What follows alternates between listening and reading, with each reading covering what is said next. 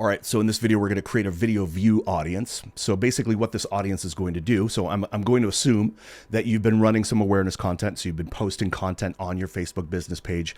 You're running that as an awareness ad. You're running that to a broad, cold audience in your town.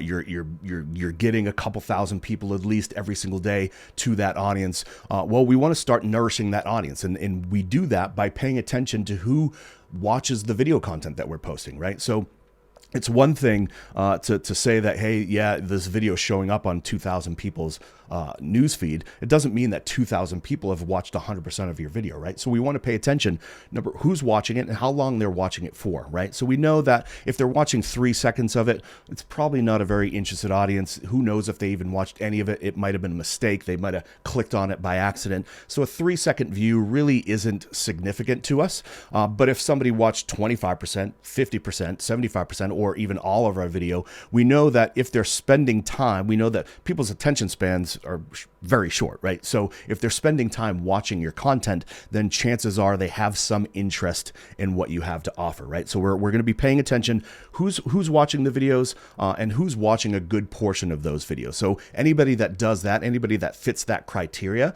we want to show them more content. We want to provide them more value so that we nourish that relationship, right? So we do that with what's called a video view audience. So let's create one. So we're inside audiences. I'm going to create an audience, custom audience. The source is going to be within Meta, and we want to choose video.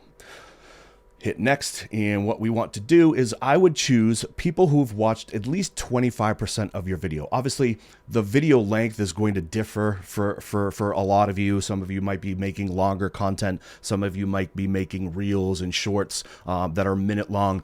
But chances are, a good rule of thumb, a good sweet spot is about 25% of the actual video, right? That's a good, who knows what they were doing at the time. Maybe they were on lunch break. Maybe they were on the train. They were on their commute home.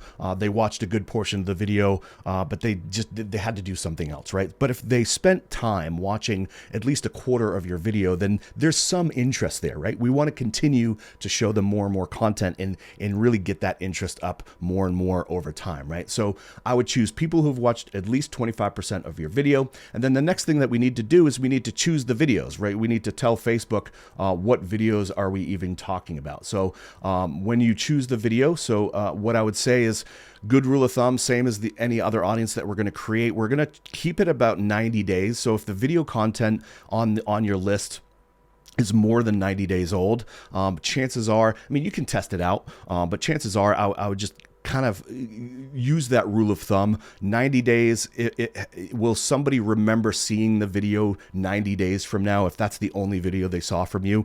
Chances are not, right? So we want to keep it about 90 days. So any video that's created after that 90-day period, I probably wouldn't use it. But you can choose however many videos you want. You can choose all your videos. You can choose just select one. If you're only choosing one, what I would do is make sure that you're naming that video very specific, so it's very specific to that video. If you're choosing all your videos, or you're going to choose a bunch of different videos that you've shown over the last 90 days, just keeping it video view audience 90 days is a good enough title for that audience. So I've chose a couple videos here. Obviously this is a test account. These are pretty old. So I'm just going to confirm.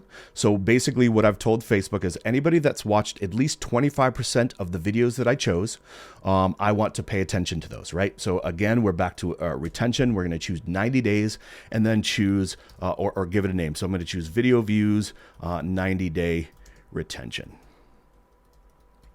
Again, if this was a specific video, if you're only choosing one video, it's a specific video that you really want to pay attention to, just name it. Just make sure that you're naming appropriately. So after you give it a name, we're going to create an audience, and the same thing with all the other audience. What I would do is just get in the habit of create a lookalike audience of that as well. Again, make sure your source is right. Choose your country, the country that you are marketing in.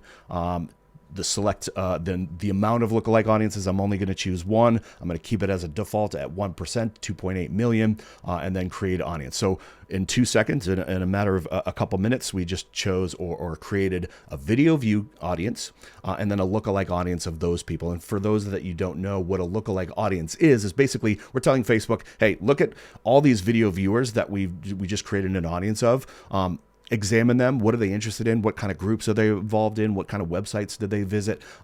Examine all their data points that you have, and then go find me people that are just like them, right? So obviously, a lookalike audience at 1% is going to give you about 2.8 million people in the United States. Obviously, that's going to be whittled down as a local audience or a local business where we're putting in the address of our business with a small radius around that. So obviously, there's not going to be 2.8 million people in your community that is an exact duplicate or a lookalike of your engage or your video viewers, right? So just to kind of keep that in mind. But like I said, a lookalike audience is always a good audience to kind of start building. It might not provide anything right away, but as you start to run these types of campaigns, and you're running campaigns for $5 a day in and day out, 24/7, those audiences are going to start to be pretty large. And a lookalike audience works really well when it has data. So as that audience, your video view audience grows, the data in your lookalike audience will get better and better. So it might not provide much right off the bat, but it's still a good idea to create.